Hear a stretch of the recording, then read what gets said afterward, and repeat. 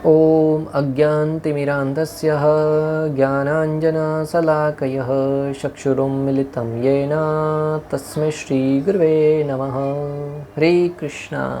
आज गीता श्रृंखला के सत्र क्रमांक 532 में आप सभी भक्तों का हार्दिक स्वागत है। आज हम श्रीमद् भगवद गीता के 70वें अध्याय के जो कि है श्रद्धा के विभाग श्लोक क्रमांक 4 का अध्ययन करेंगे। आइए, श्लोक इस प्रकार है।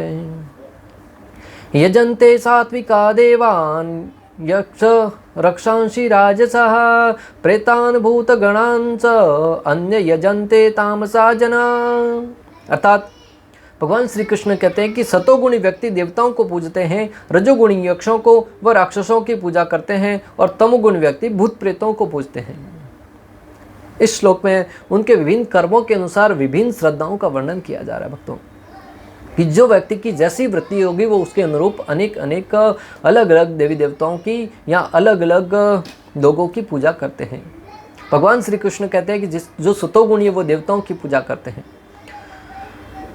और जो रजोगुणी है वे यक्षों एवं राक्षसों की पूजा करते हैं और जो तमोगुणी है वे भूत प्रेतों की पूजा करते हैं। जो लोग पूर्व संस्कारों के कारण उत्पन्न श्रद्धा के कारण बिना किसी विवेक के वशु और रुद्र आदि सात्विक देवताओं को पूजते हैं उन्हें सात्विक कहा जाता है। जिन लोगों के पूर्व जन्म के ऐसे संस्कार होते हैं उसके अनुसार जो रुद्र वशु आदि देवताओं की पूजा करते हैं उन्हें सात्विक गुण वाला माना जाता है। नोट, विष्णु पुराण में वसुओं का वर्णन है। आप, जल, ध्रुव, नक्षत्र, सोम, चंद्रमा, धरा, पृथ्वी, अनिल, वायु, अनल, अग्नि, प्रतुष, संध्या और प्रभास यानी प्रकाश, प्रकृति को चलायमान करने वाले ये सात्विक देवता हैं। जैसे सूर्य, चंद्रमा, जल, अग्नि, वायु, आकाश, ये अनेक प्रकार के देवता हैं जो भगवान के अध्यक्षता में कार्य करते हैं, जो इस प्रकृति को चलायमान करते हैं। सूर्य क्या करता है? प्रकाश प्रदान करता है। चंद्रमा औषधियों में शक्ति प्रदान करता है, रस प्रदान करता है फलों में। अग्नि ऊर्जा प्रदान करती है। जल लोगों की प्यास बुझाता है। वायु लोगों को ऑक्सीजन प्रदान करते हैं। इस प्रकार जो भगवान के द्वारा रखे गए अनेक देवी देवता हैं वो सत्व गुण में आते हैं और उन सत्व गुणी देवताओं की पूजा करने वाले सात्विक वृत्ति के माने गए हैं। जो व्यक्ति राजसिक उपास्यों की पूजा करते हैं यथा राक्षस, कुबेर और नैरृत्य, तो ऐसे उपासक रजोगुण में आते हैं। जो रजोगुण के उपासक हैं जिनको पूजा करने से धन कमाने का उद्देश्य बना रहता है कि यक्षों की पूजा करेंगे, राक्षसों की पूजा करेंगे या अनेक प्रकार के जो धन प्रदान करने वाले उन देवताओं की पूजा करेंगे तो उनको रजोगुणी माना जाता है। जिनकी मनोवृत्ति यही रहती है कि ये मेरे अधीन में होना चाहिए, ये मेरे अधिकार में होना चाहिए, ये इसका मालिक मैं होना चाहिए, यह सब जगह से अपने लाभ के लिए ही मात्र धन को एकत्रित करने की भावना बनी रहती है। नंगे पांव चल के कई किलोमीटर चले जाएंगे अगर उनको पता चलता है कि वहाँ जाने से उसको भौतिक लाभ मिलने वाला है। कई दिनों तक उपवास करते बैठेंगे अगर उनको मालूम पड़े कि उस उपवास से उनको ये राज्य मिल सकता है या ये संपत्ति मिल सकती है, ऐसा तपस्या करने से, साधना करने से, तो ये राजसिक कहा जाता है। राक्षसी प्रवृत्ति में भक्तों अनेक देवताओं ने कई हजार वर्षों तक तपस्या करके ब्रह्मा जी को प्रसन्न किया हुआ ऐसे अनेक दृष्टांत आते हैं। हिरण्यकशिपु ने 10,000 वर्षों तक तपस्या करी और ब्रह्मा जी को प्रकट करके ब्रह्मा जी से अनेक प्रकार के वरदान प्राप्त किए कि मैं अमर हो जाऊं। जब ब्रह्मा जी ने कहा अमर तो मैं भी नहीं हूं, तो कहता है कि मुझे ऐसे वरदान दो, न तो सुबह में मरो न शाम में मरो। ब्रह्मा जी ने कहा तथास्तु, न तो घर के अंदर मरो न घर के बाहर मरो, न अस्त्र से मरो न शस्त्र से मरो, न देवताओं से मरो न मनुष्य से मरो, न पशु से मरो न किसी और से मरो, न पृथ्वी पर मरो न समुद्र में मरो। ऐसे अनेक दृष्टांत दिए, अनेक अपनी मांगे रखी, तो ब्रह्मा जी ने कहा तथास्तु तथास्तु कहते गए। तब उसको मारने के लिए भगवान श्री कृष्ण को नरसिंह रूप अवतार धारण करना पड़ा, जो आधा नर था और आधा सिंह था, और अपनी गोदी में उठाकर न तो आकाश में न पृथ्वी पर, और संध्या समय न तो रात थी न दिन था, और घर के सौखट के बीचों बीच जो न तो घर के बाहर था न घर के अंदर था, और अपने नाखूनों से जो न अस्त्र थे न शस्त्र थे, उन नाखूनों से उसका पेट फाड़ के उसका वध कर दिया। परंतु मैं आपको जो बताना चाह रहा हूं कि उसका उद्देश्य था अमर होना, अर्थात भौतिक लाभ प्राप्त करना। रावण ने तपस्या करी, कुंभकर्ण ने तपस्या करी, सबका उद्देश्य एक ही था कि मैं इस जगत में रहते हुए अमर कैसे बनूं और ज़्यादा से ज़्यादा इंद्रिय भोग कैसे करूं। आज जिसकी भी ऐसी मनोवृत्ति है वो राक्षसों की पूजा करते हैं, राक्षस प्रवृत्ति की पूजा करते हैं। हाँ, धन की आवश्यकता है, परंतु उस धन का प्रयोग कहाँ करना है, ये विवेक हमें होना चाहिए। उस धन का प्रयोग धर्म के कार्यों में करना चाहिए, उस धर्म का प्रयोग गौ सेवा में करना चाहिए, उस धर्म का प्रयोग भगवान श्री कृष्ण के दिव्य उपदेश हैं भगवत गीता रूपी, उसका प्रचार करने में करना चाहिए। जो लोग तामसिक उपास्यों यथा प्रेत और भूत आदि की पूजा करते हैं, ऐसे व्यक्ति तामसिक कहलाते हैं। जो लोग भूत प्रेतों की पूजा करते हैं, तामसिक वृत्ति में रह के, उनको तामसिक प्रवृत्ति का माना जाता है। कई बार लोग प्रश्न पूछते हैं, क्या भूत प्रेत होते भी हैं क्या? हमने तो कभी नहीं देखा। परंतु जब शास्त्रों के माध्यम से सुनते हैं और उनको समझने का प्रयास करते हैं तो निश्चित रूप से भूत प्रेत होते हैं। क्योंकि ऐसी आत्माएं जो अकस्मात उनकी मृत्यु हो जाए, अकाल मृत्यु हो जाती हैं, वे भूत प्रेत के रूप में बनकर, जिनका कोई स्वरूप नहीं होता है, वो इधर उधर भटकती हैं, भ्रमण करते हैं और किसी अन्य के शरीर में प्रवेश करके उसके माध्यम से उसका इंद्रिय भोग करने का प्रयास करते हैं।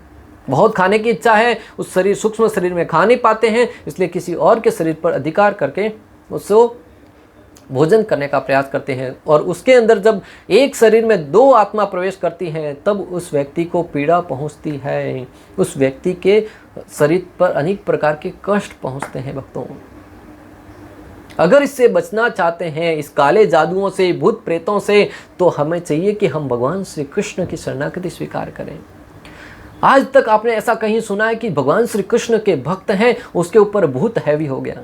भगवान श्री कृष्ण के मंदिर में इतने भूत प्रेत, इतने लोग घूम रहे थे, अनेक प्रकार से भोपे की तरह घूम रहे थे। प्रभु श्री रामचंद्र के भक्तों के ऊपर कभी ऐसे भूत प्रेत हावी नहीं होते। भगवान नरसिंहदेव के भक्तों के ऊपर कभी भूत प्रेत हावी नहीं होते। कहीं आज तक नहीं सुना गया। भक्तों, जो व्यक्ति भगवान श्री कृष्ण के दिव्य नाम हरे कृष्णा कृष्ण कृष्ण हरे हरे, हरे राम राम राम हरे हरे, इस दिव्य महामंत्र का जप करता है, भगवत गीता भागवतम का श्रवण करता है, उस व्यक्ति के शरीर में किसी बुरी आत्मा का साया प्रवेश तो करना दूर की बात है, दूर दूर तक कोई भटकेगा भी नहीं। भक्तों, भक्ति विनोद ठाकुर जी महाराज का दृष्टांत भक्तों, एक ऐसा तांत्रिक था जो अपने को भगवान बनाए बैठा था, लोग भोली भाली जनता को भ्रमित कर रहा था। जो भी कोई उसके व्यक्ति के उसके विरुद्ध जाता था, उसके ऊपर एक तंत्र विद्या के माध्यम से, किसी प्रेत के माध्यम से उसका वध करवा देता था। भक्ति विनोद ठाकुर जी को मालूम पड़ा। भक्ति विनोद ठाकुर जाते हैं और उस प्रेत के पास जाके उससे कहते हैं कि ये गलत कार्य है, अपने आप को भगवान बताने का जो तुम्हारा दुस्साहस है उसको त्याग दो, क्योंकि ईश्वर एक ही है, परम ईश्वर भजेंद्र नंदन भगवान श्री कृष्ण गोविंद, जिन्होंने भगवत गीता में स्पष्ट रूप से कहा है कि अहम सर्वस्य प्रभु, एकमात्र मैं ही ईश्वर हूँ, मैं ही परम स्वामी हूँ, अन्य कोई नहीं है, हम सब उनके संतान हैं। हाँ, तुमने तंत्र विद्या के माध्यम से कुछ शक्तियाँ अर्जित की होगी, परंतु तुम भगवान नहीं हो सकते। इसलिए मैं तुमसे कह रहा हूँ सचेत करते हुए कि तुम इस भोली भाली जनता को मूर्ख बनाना छोड़ दे। तांत्रिक अपने गर्व में, कुछ उसको दिख नहीं रहा था, मदमस्त था, उन्होंने चुनौती देते हुए कहा कि तुम जाओ, नहीं तो तुम्हारा भी सर्वनाश हो जाएगा, तुमको मैं इसी समय मार के भस्म कर दूंगा। भक्ति विनोद ठाकुर श्रीमद् भागवतम को खोलकर पढ़ने लगे। उस तांत्रिक ने एक ऐसी शक्ति का निर्माण किया तंत्र मंत्र के माध्यम से, जिसका प्राकट्य होते ही उसने भक्ति विनोद ठाकुर जी के ऊपर छोड़ दिया। परंतु भक्ति विनोद ठाकुर जी महाराज के अंदर इतनी शुद्धता थी, हरिनाम का प्रभाव था, श्रीमद् भागवतम की शक्ति थी। भक्तों, वो भूत प्रेत का ऐसा दृढ़ निश्चय होता था कि अगर सामने वाले को जाके निश्चित रूप से मार देगी, अगर सामने वाले को नहीं मारी तो अकर पुनः उस तांत्रिक को ही मार देगी। जब भक्ति विनोद ठाकुर जी के तेज को स्पर्श करना तो दूर की बात है, दूर से ही परिक्रमा करके वो लौट आई और जाकर पुनः उस तांत्रिक का ही वध कर दिया। भक्तों, इससे सिद्ध होता है कि जो हरिनाम का जप करता है उसके दूर दूर तक भूत प्रेत आत्माएं हैं वो भटकती नहीं है। अगर आप अपने परिवार में सबको सुरक्षित रखना चाहते हैं, प्रतिदिन अपने घर के अंदर भगवान श्री कृष्ण के दिव्य नाम हरे कृष्णा कृष्ण कृष्ण हरे हरे, हरे राम राम राम हरे हरे, इस महामंत्र का जप कीजिए भक्तों, इससे न मात्र भूत प्रेत दूर होंगे, ये तो साइड के लाभ हैं, इससे विशेष रूप से जो लाभ होगा वो होगा भगवत प्रेम प्राप्त होगा भक्तों। जिस स्थान पर भगवत गीता का उच्चारण होता है वहाँ पर भूत प्रेत आना तो दूर की बात है, भगवत गीता के उच्चारण को सुनकर भूत प्रेतों का भी उद्धार हो जाता है। ऐसी अनेक भागवतम में कथाएं हैं जहाँ पर किसी वृक्ष के अंदर किसी आत्मा का वास था, परंतु उसके जो आने वाली किसी पीढ़ी है उन्होंने वहाँ पे जाकर जब वहाँ पे भगवत गीता के प्रथम अध्याय का उच्चारण किया, उस आत्मा को मुक्ति मिल गई भक्तों। इसलिए जब हम भगवत गीता का उच्चारण करते हैं, हमारे पूर्वज जो किसी न किसी निम्न योनि में है उनका भी उद्धार हो जाएगा, और अपने चित्त का तो शुद्धिकरण होना स्वाभाविक है। इसलिए आप सबसे करबद्ध जोड़कर निवेदन है कि भगवत गीता को स्थान दीजिए अपने जीवन में, महामंत्र को स्थान दीजिए अपने जीवन में, और अपने परिवार को समस्त प्रकार के क्लेशों से मुक्त रखिए। जब आत्मा प्रवेश करती है पूरा परिवार बिखर कर रह जाता है। ऐसे व्यक्ति को जानता हूँ जो अपना बिजनेस व्यापार चौपट करके गांव में जाके रहने लगा। उसकी पत्नी के अंदर बुरी साया प्रवेश कर गई थी। उनसे कहा गया हरि नाम का जप करो, परंतु नहीं करते। अनेक भोपाओं के पास अनेक बाबाओं के पास घूमने लगे, परंतु हरि नाम का जप करने में उनको श्रद्धा ही नहीं थी भक्तों। तो यहाँ पर कहा गया है कि जो तामसिक वृत्ति के रहते हैं वो भूत प्रेतों की पूजा करते हैं। प्रेत ऐसे पतित ब्राह्मण होते हैं जो मृत्यु के बाद उल्कामुख, कट और पुतना के रूप में वायवीय शरीर प्राप्त करते हैं, जो प्राय दिखते नहीं हैं। प्रेत ऐसी पतित आत्माएं होती हैं भक्तों।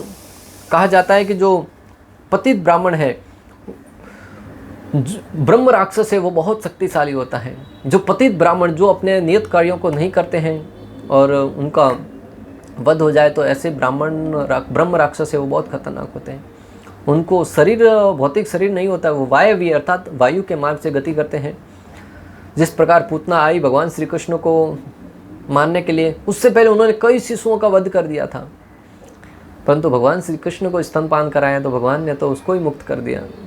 उसी बात ही अनेक राक्षसी प्रवृत्तियों को अगर समाप्त करना है, बोले वो भूत प्रेत हो या जीते जी राक्षस भूत प्रेत हो। आजकल हम देखते हैं कि कई ऐसे लोग हैं, ऐसे बाल रखते हैं, ऐसे खड़े रखते हैं, मुंह पे कुछ कील ठोक के रखते हैं, यहाँ पे कील डाल के रखते हैं, कानों में कील डाल के रखते हैं, जीते जागते भूत से कुछ कम नहीं लगते हैं। उनको भी अपना अगर चरित्र सुधारना है, ऐसी बुरी वृत्तियों से ऊपर उठना है, तो भगवान श्री कृष्ण का शरणागति स्वीकार करना होगा। जब भगवत गीता और भागवतम के सिद्धांतों को सीखेंगे तो उनकी जो मानसिक वृत्ति है वो शुद्ध होगी, और अंदर जीवन में अनेक प्रकार का अलग करने की भावना है, कुछ मनोवृत्तियाँ बैठ गई हैं गलत कार्य करने की, वो धीरे धीरे स्वतः शुद्ध हो जाएगी और वो सात्विक जीवन जीना प्रारंभ करेंगे। अन्यों के अनुसार भूत प्रेत एक प्रकार के पिशाच होते हैं। स शब्द यहाँ 7 माताओं और अन्य जीवों को इंगित करता है। इस श्लोक में जो स शब्द आया है वो यहाँ पे 7 माताओं और अन्य जीवों को इंगित करते हैं। 7 माताएं कौन कौन सी हैं? ब्राह्मणी, वैष्णवी, महेश्वरी, कौमारी, वाराही, इंद्रियाणी और चामुंडी। कुछ टीकाकारों के मत के अनुसार भूतगण हैं वे शिवजी के पार्षद हैं। कुछ टीकाकार कहते हैं कि जो भूत प्रेत हैं वो भगवान भोलेनाथ के पार्षद हैं। भगवान भोलेनाथ कितने महान हैं भक्तों। जिन भूत प्रेतों को सबने त्याग दिया, कोई उनका संग नहीं करना चाहता था, उनके ऊपर भोलेनाथ की कृपा होती है भक्तों। भोलेनाथ है वो आशुतोष है, जिसको भी कोई नहीं संभालता उसको आशुतोष भगवान भोलेनाथ की शरण में जो जाता है उसको संभाल लेते हैं भक्तों। कितने कृपालु है, कितने दयालु हैं। परंतु दुर्भाग्य इस बात का है कि भगवान भोलेनाथ के पास जाकर वो अनेक प्रकार के गलत वैष्णव में ही पड़े रहते हैं। वो भगवान भोलेनाथ से कभी प्रार्थना नहीं करते, निवेदन नहीं करते कि हे भोलेनाथ जो मेरे लिए श्रेष्ठकर हो वो मुझे प्रदान करो। वो हमेशा अनेक प्रकार की उटमटांग मांगे ही करते रहते हैं। धनम देई, पुत्रम देई, अनेक प्रकार का वैभव, ऐश्वर्य सब कुछ मांगते रहते हैं, परंतु कभी जाके ऐसा नहीं कहते हे भोलेनाथ जो मेरे लिए श्रेष्ठकर हो वह दीजिए। अगर हम ऐसा निवेदन करेंगे ना तो भगवान भोलेनाथ हमें भक्ति प्रदान करेंगे। क्योंकि भगवान भोलेनाथ को आप देखिएगा हमेशा समाधि स्थल में रहते हैं, हमेशा तपस्या में, साधना में ही रहते हैं। और वो रामायण में वर्णन आता है कि भगवान भोलेनाथ हमेशा राम नाम का जप करते हैं। वाल्मीकि ऋषि समझाते हैं कि भगवान भोलेनाथ राम नाम में एक जगह पे 1 घड़ी से ज़्यादा बैठते हैं ना, भोलेनाथ समाधि में पहुंच जाते हैं। वो कभी अपने लिए कोई घर, ऐश्वर्य, बड़ा मकान बनाने के विषय में विचार नहीं करते। खुली छत के नीचे कैलाश पर रहते हैं और मूर्ख लोग उनके पास जाकर अनेक प्रकार का ऐश्वर्य, वैभव, धन, दौलत, रुपया, पैसा, गाड़ी, मंगला मांगते हैं। हालांकि भोलेनाथ एक ही क्षण में सब कुछ दे देते हैं, परंतु दुर्भाग्य इस बात का है कि हम वास्तविक लाभ जो भोलेनाथ से प्राप्त करना चाहिए, राम नाम के प्रति रुचि, श्री कृष्ण के नाम के प्रति रुचि, उससे हम वंचित रह जाते हैं। इसलिए आगे से जब भी भोलेनाथ के पास जाएं, भोलेनाथ से प्रार्थना कीजिएगा, हे भगवान, आप जिस नाम में रमे जाते रहते हैं, जिस आनंद में रमे रहते हैं, आपके पास रहने के लिए कोई घर नहीं है, पहनने के लिए ठीक से वस्त्र नहीं है, फिर भी आप हमेशा आनंद में अवस्था में रहते हैं, वो आनंद कहाँ से प्राप्त हो रहा है, उसके प्रति हमारी भी रुचि प्रदान कीजिए, हमारे भी मति लगाइए। भूत प्रेतों के विषय में भगवान भोलेनाथ की बारात से संबंधित एक दृष्टांत आता है भक्तों। जब भगवान भोलेनाथ की बारात निकल रही थी,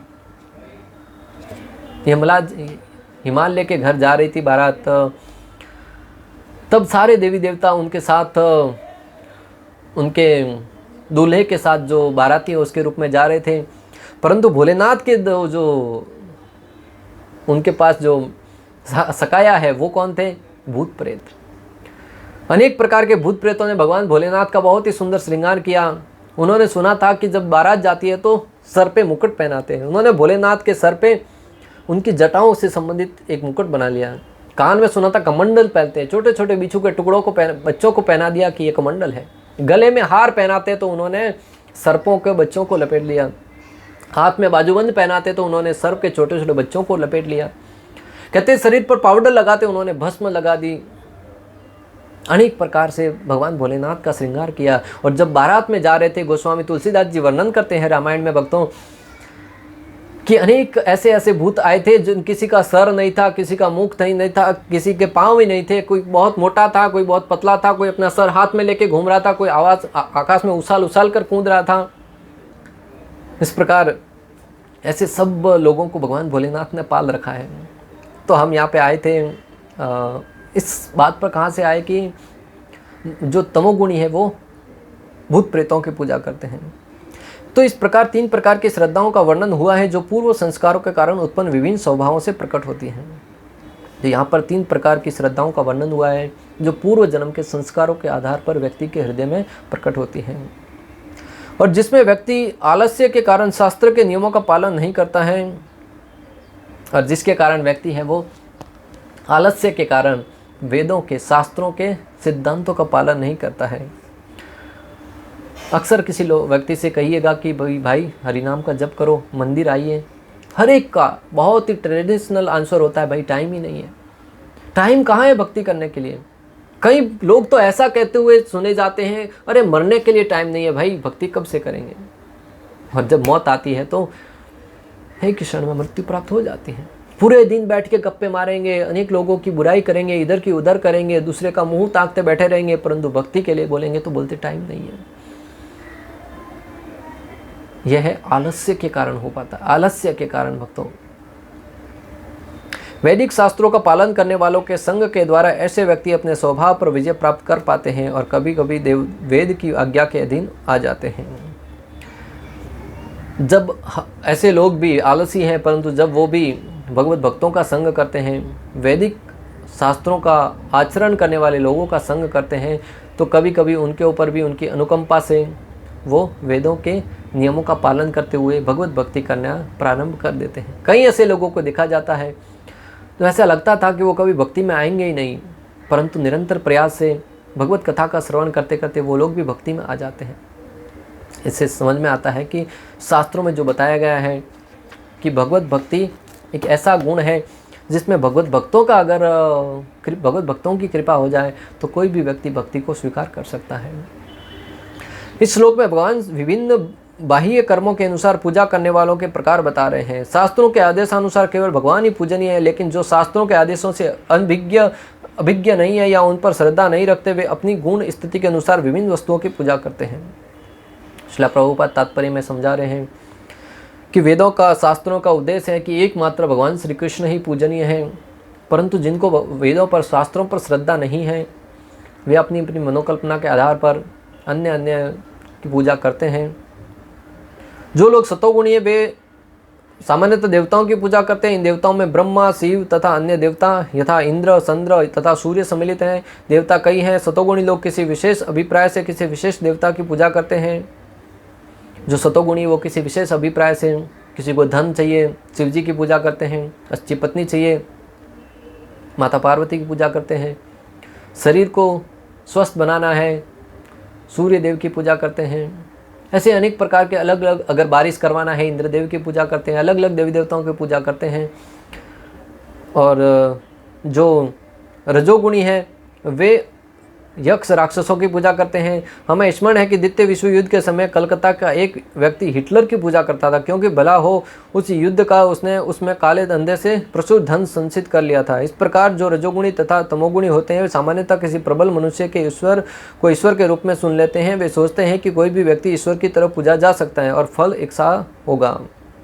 जो रजोगुणी है वो अपने मनोकल्पित ढंग से किसी भी व्यक्ति को चुन के उसकी पूजा करते हैं, जिससे उसको भौतिक लाभ होता है। यहाँ पर इसका स्पष्ट वर्णन है कि रजोगुणी लोग ऐसे देवताओं की सृष्टि करते हैं, उनके पूजते हैं जो तमोगुणी हैं, और जो तमोगुणी हैं अंधकार में है वे प्रेतों की पूजा करते हैं। कभी कभी लोग किसी मृत प्राणी की कब्र पर पूजा करते हैं। मैथुन सेवा भी तमोगुणी मानी जाती हैं। इस प्रकार भारत के सुदूर ग्रामों में भूतों की पूजा करने वाले हैं। हमने देखा है कि भारत के निम्न जाति के लोग कभी कभी जंगल में जाते हैं और यदि उन्हें उसका पता चलता है कि कोई भूत प्रेत किसी वृक्ष पर रहता है तो वे उस वृक्ष की पूजा करते हैं और बलि चढ़ाते हैं। यह पूजा के विभिन्न प्रस्ताव वास्तव में ईश्वर पूजा नहीं है। ईश्वर पूजा तो सात्विक पुरुषों के लिए है।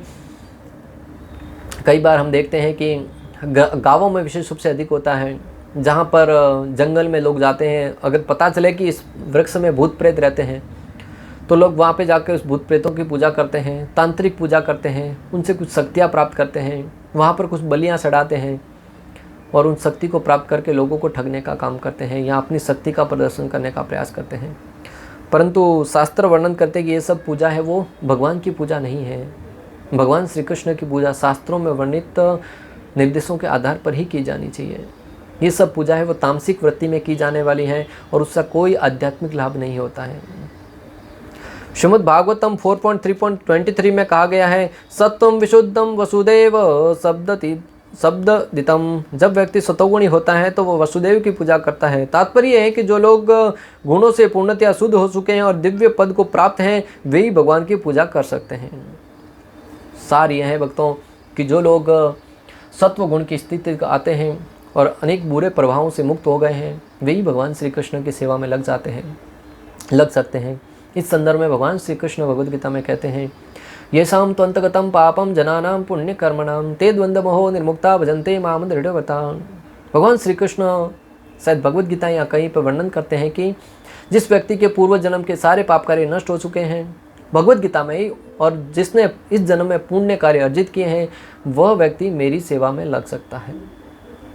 निर्विशेषवादी सतोगुण में स्थित माने जाते हैं और वे पंच देवताओं की पूजा करते हैं। वे भौतिक जगत में निराकार विष्णु को पूजते हैं जो सिद्धांतिकृत विष्णु कहलाता है। विष्णु भगवान के विस्तार है, लेकिन निर्विशेषवादी अंततः भगवान में विश्वास न करने के कारण सोचते हैं कि विष्णु का स्वरूप निराकार ब्रह्म का दूसरा पक्ष है। इसी प्रकार वे यह मानते हैं कि ब्रह्मा जी रजोगुण के निराकार रूप हैं। अतः वे कभी कभी 5 देवताओं का वर्णन करते हैं जो पूज्य हैं, लेकिन चूंकि वे लोग निराकार ब्रह्म को ही वास्तविक सत्य मानते हैं इसलिए वे अंततः समस्त पूज्य वस्तुओं को त्याग देते हैं। निष्कर्ष यह निकलता है कि प्रकृति के विभिन्न गुणों को दिव्य प्रकृति वाले व्यक्तियों की संगति से शुद्ध किया जा सकता है। संपूर्ण श्लोक का सार यह है भक्तों कि जो सत्वगुणी व्यक्ति हैं वे देवताओं की पूजा करते हैं और शुद्ध सत्व में स्थित वे भगवान की पूजा करते हैं। जो रजोगुणी है वो यक्ष और राक्षसों की पूजा करते हैं या जहाँ से भौतिक लाभ प्राप्त होता है उनकी पूजा करते हैं, और जो तमोगुणी व्यक्ति हैं वे भूत प्रेतों की पूजा करते हैं। इस प्रकार श्लोक क्रमांक 4 का भक्ति वेदांत तात्पर्य पूर्ण हुआ।